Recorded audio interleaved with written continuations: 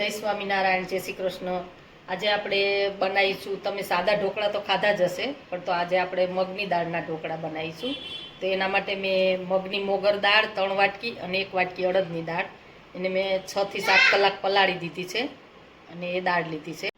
જોડે ખાટી છાશ છે, લીલા મરચાં છે, આદું છે, મીઠું છે, હળદર છે, હિંગ છે, મરી પાવડર છે, લીમડાના પાન છે, રાઈ જીરું ને મેથી છે, તલ છે અને સોડા છે, તેલ છે।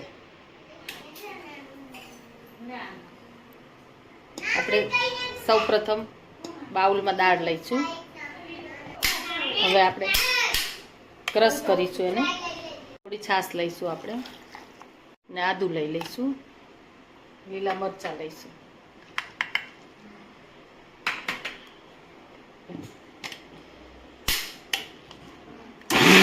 આપણે પીસાઈ ગયું છે। હવે આપણે એમાં થોડી હળદર પાવડર લઈ લઈશું, ફરી પીસી લઈશું। હવે આપણે બેટર તૈયાર થઈ ગયું છે, એને આપણે બાઉલમાં લઈ લઈશું। હવે આપણું બેટર તૈયાર થઈ ગયું છે, એની અંદર આપણે સ્વાદ પ્રમાણે મીઠું લઈશું અને અડધી ચમચી આપણે હિંગ લઈશું। મિક્સ કરી અને 15-20 મિનિટ રહેવા દઈશું।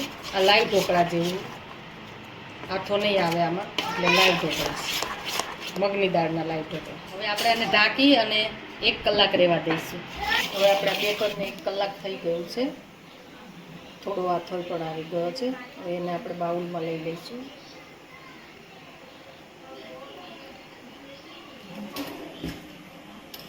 એમાં આપણે ચપટી સોડા નાખીશું,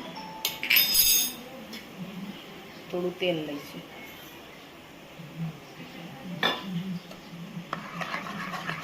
મિક્સ કરી અને થાળીમાં આપણે લઈ લઈશું।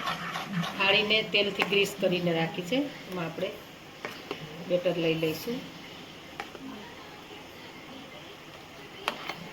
હવે આપણે બેટર પાથરી દીધું છે, એની ઉપર આપણે મરી પાવડર લઈશું,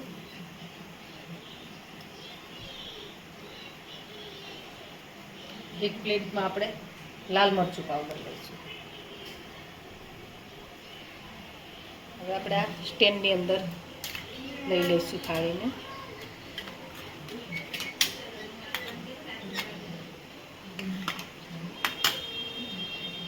પાણી ગરમ મૂક્યું છે તો સ્ટેન્ડ મૂકી દઈશું આપણે, 10 થી 12 મિનિટ આપણે એને થવા દઈશું। હવે આપણે જોઈ લઈશું ઢોકળા આપણા તૈયાર થઈ ગયા હશે। જો ચપ્પુ ક્લીન આવે છે એટલે આપણા ઢોકળા થઈ ગયા છે, અને આપણે બહાર લઈ લઈશું।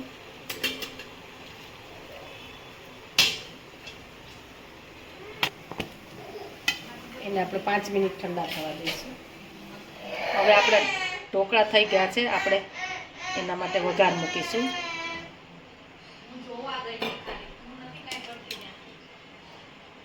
વઘાર ગરમ થાય ત્યાં સુધી આપણે ઢોકળાને કટ કરી લઈશું। ઢોકળા તૈયાર થઈ ગયા છે, જો તમે જોઈ શકો છો, એકદમ સોફ્ટ અને બહુ મસ્ત બને છે ઢોકળા। હવે આપણે તેલ ગરમ થઈ ગયું છે, એમાં આપણે વઘાર માટે થોડી રાઈ મૂકીશું, મીઠા લીમડા નાખીશું, થોડા તલ મૂકીશું। હવે આપણે વઘાર ઢોકળા ઉપર કરીશું। ઢોકળા તૈયાર થઈ ગયા છે, એને આપણે સર્વ કરીશું। એક બાજુ આપણે મરીવાળા ઢોકળા છે, એને સર્વ કરીશું।